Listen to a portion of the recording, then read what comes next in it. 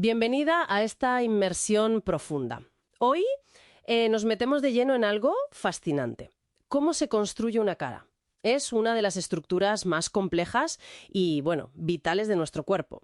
Tenemos un informe bastante detallado sobre la genética que hay detrás, ¿verdad? La formación de la cara y el cráneo. Nuestra misión es intentar entender ese manual de instrucciones genético. Cómo se escribe y qué pasa cuando hay, erratas que causan anomalías, como el labio leporino, por ejemplo. Y claro, ¿cómo podríamos corregirlas en el futuro? Así que empecemos por el principio. ¿Qué hace que este proceso sea tan increíblemente complicado? Pues, a ver, la complejidad arranca muy temprano. En fases embrionarias, hablamos de la gastrulación, donde se forman las capas básicas, y la neurulación que crea el tubo neural.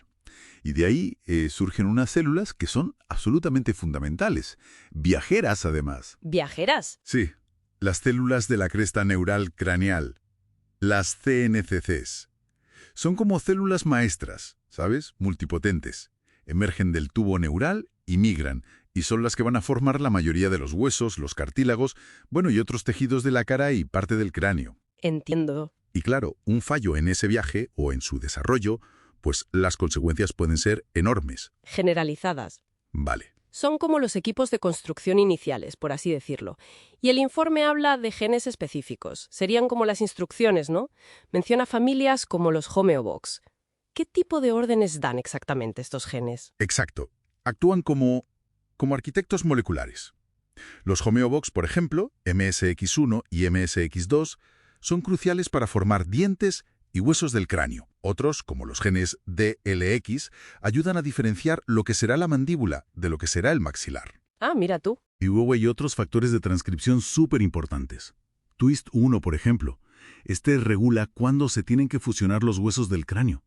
Si hay mutaciones aquí, pues tienes craniosinostosis, esa fusión que ocurra demasiado pronto. Claro. Y fíjate, es curioso, genes como IRF6, que pensábamos que era más de temas inmunitarios, pues resulta que es vital para cerrar bien el paladar y el labio. Mutaciones en IRF6 causan síndromes como el de Van der Waals, con labio leporino o paladar hendido. Es fascinante cómo genes con funciones, aparentemente distintas, al final colaboran.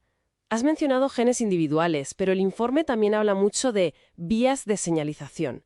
Son como las redes de comunicación en esa obra de construcción. Precisamente. Justo eso. Son sistemas que permiten a las células hablar entre ellas, coordinarse.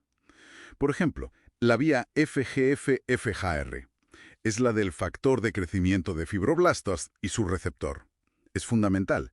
Si esta vía se pasa de activa por mutaciones en los genes FGFR, Problemas. pues sí, puede provocar que las suturas del cráneo se cierren antes de tiempo, y eso causa síndromes como el de Upper o Cruzon. Cruzon, sí, lo leí. Eso es, Cruzon. Luego tienes otras vías, como la BMP, que regula cómo se forma el hueso. Y la vía Wnt, que es esencial para que la cara tenga el patrón correcto, para la proliferación celular.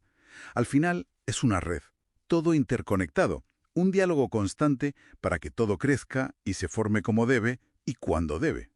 Entonces, no solo importan los genes en sí, sino cómo y cuándo se activan o desactivan.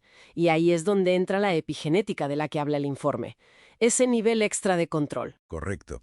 La epigenética es otra capa de regulación. Imagina interruptores. Interruptores que encienden o apagan genes, pero sin cambiar la secuencia del ADN. ¿Vale? Hablamos de cosas como la metilación del ADN, o modificaciones en las histonas, las proteínas que empaquetan el ADN. Y lo interesante es que estos interruptores pueden verse influidos por factores ambientales. ¿Cómo cuáles? Pues el ejemplo clásico es la nutrición materna. El folato, por ejemplo. Sabemos que su deficiencia se relaciona con defectos del tubo neural, pero también influye en el desarrollo facial. Así que esto conecta directamente el ambiente, el entorno, con cómo se expresan nuestros genes durante la formación de la cara y el cráneo. ¿Entendido? Es como si el ambiente pudiera, ajustar el volumen de ciertos genes. Entonces, cuando toda esta red tan compleja de genes, vías, regulación epigenética falla, es cuando vemos problemas concretos. Exactamente. El labio leporino, el paladar hendido, que son las anomalías craneofaciales más comunes, Pues son el resultado de fallos en esa red compleja. Participan genes como IRF6, MSX1, vías como WNT. Mm, Y la craniosinostosis es la fusión temprana de las suturas del cráneo. Está muy asociada a mutaciones en los genes FGRR y TWIST1, como decíamos. Y muchas veces estas condiciones no vienen solas.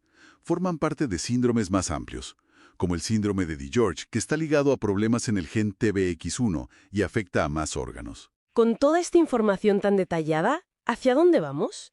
¿Cómo se está aplicando ya este conocimiento genético? Bueno, pues este conocimiento está revolucionando el diagnóstico. Para empezar, las pruebas genéticas son cada vez más rápidas y completas. La secuenciación de nueva generación, la NGS, permite identificar las causas genéticas con mucha más precisión que antes. Claro, encontrar la causa raíz. Exacto. Y por supuesto, abre puertas a futuras terapias. Se está investigando mucho. Terapias génicas o la edición genética con CRISPR-Cas9 para intentar corregir mutaciones específicas. Suena a ciencia ficción casi. Un poco, pero se avanza. También la medicina regenerativa. Por ejemplo, usar células madre del propio paciente, como unas llamadas PSCs. Activarlas con factores como EGR1 para reparar hueso. O desarrollar fármacos que actúen sobre vías de señalización concretas, para modularlas. El camino, yo creo, apunta claramente hacia una medicina más personalizada. Y también a la necesidad de equipos multidisciplinares. Aquí colaboran muchos especialistas. Queda claro que formar una cara es una obra de ingeniería biológica de una precisión asombrosa. Una danza genética, como decíamos, donde cada paso es crucial. Absolutamente. Y como reflexión final, quizás, sabiendo que la epigenética modula cómo se expresan nuestros genes y que el ambiente puede influir en ella, ¿no? ¿Cómo podría el análisis detallado de esas variaciones epigenéticas, las de cada individuo, cómo podría eso transformar nuestra capacidad para prevenir o para tratar de forma totalmente personalizada estas condiciones? Quizás incluso antes del nacimiento. Es algo en lo que pensar.